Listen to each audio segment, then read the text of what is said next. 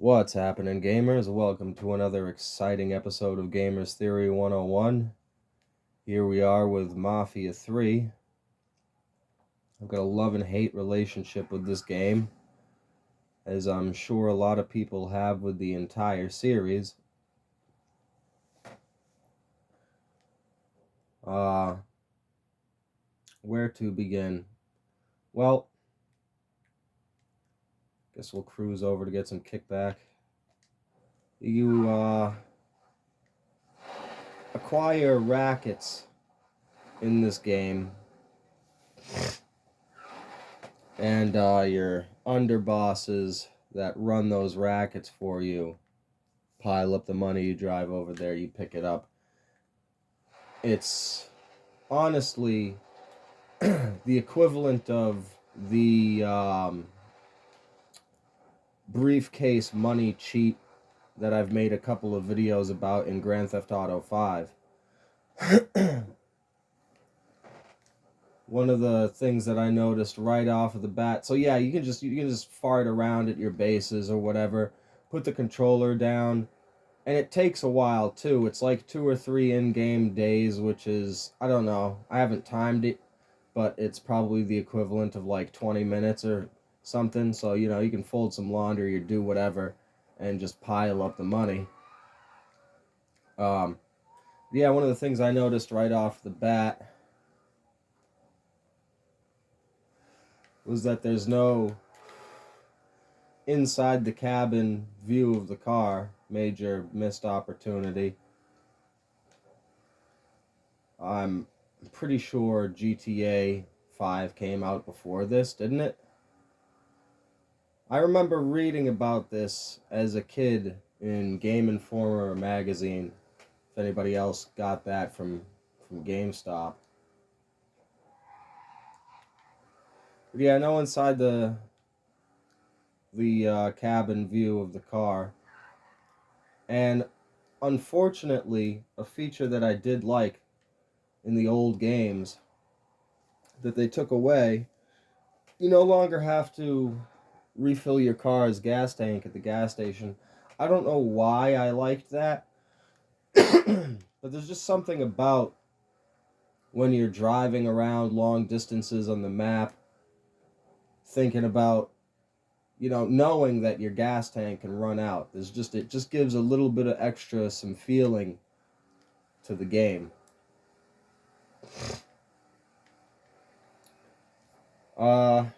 I like the story so far.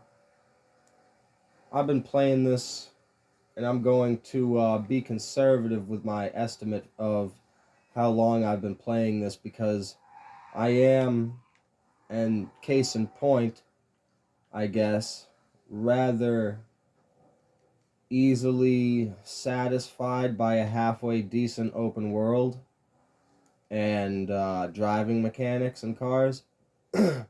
You put those 3 things together, and I'll fart around cruising around for a long time. So I'll be conservative and say that I've been playing this game for like half a week. Been playing it for like a week, but I spend a lot of time driving around and exploring and stuff.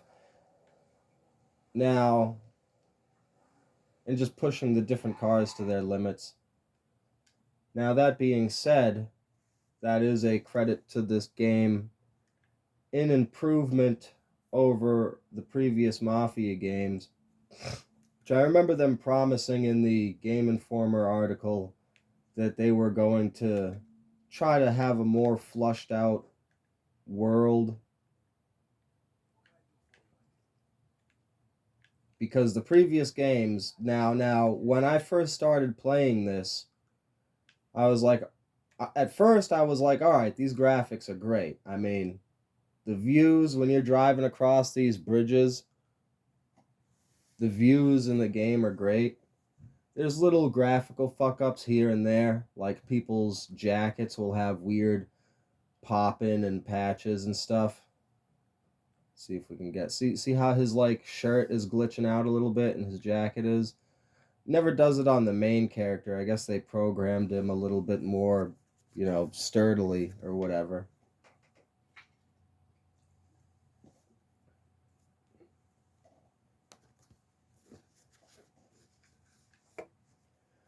But yeah, I was like, okay, these graphics are really good. This is on par enough with GTA 5 as to where I don't feel like I'm playing another one of the old Mafia games. But almost as if a joke, almost as if it was a joke on the fan base.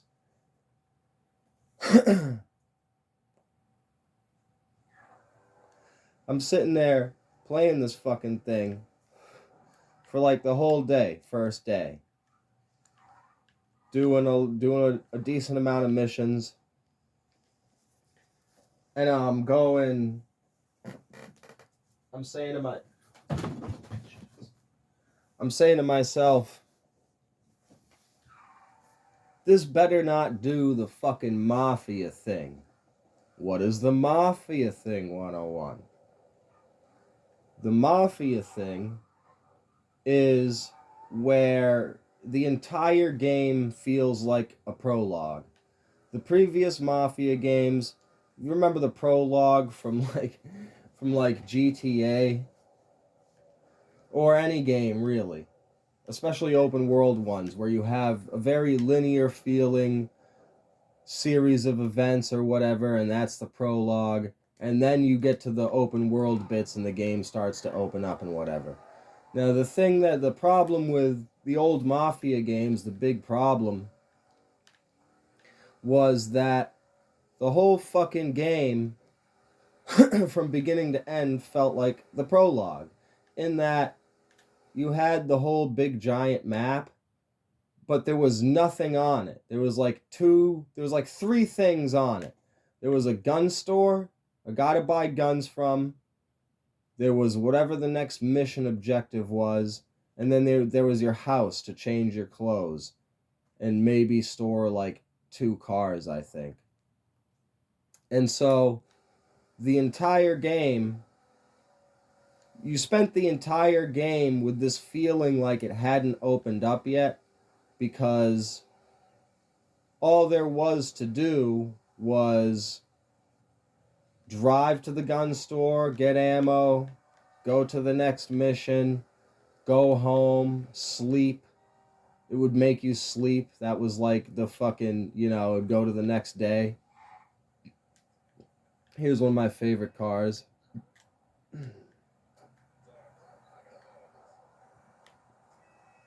Once you start stealing this car over and over again, the game seems to have it takes a while, but the game seems to have like a succession of better and better cars that will drive by you and to see if you want that car. Like it does kind of the GTA thing, it seems, where it remembers what your favorite car is. So if you end up driving around in some shitbox, occasionally you'll see that car drive by. It'll give you the opportunity to get it again.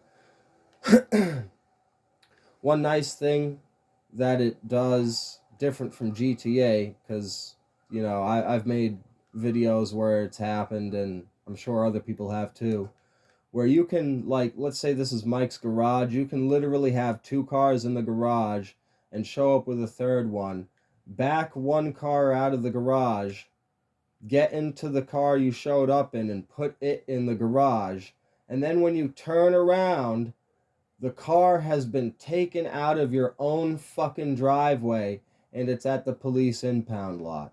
This game doesn't do this. This game has like a memory for like 2 cars.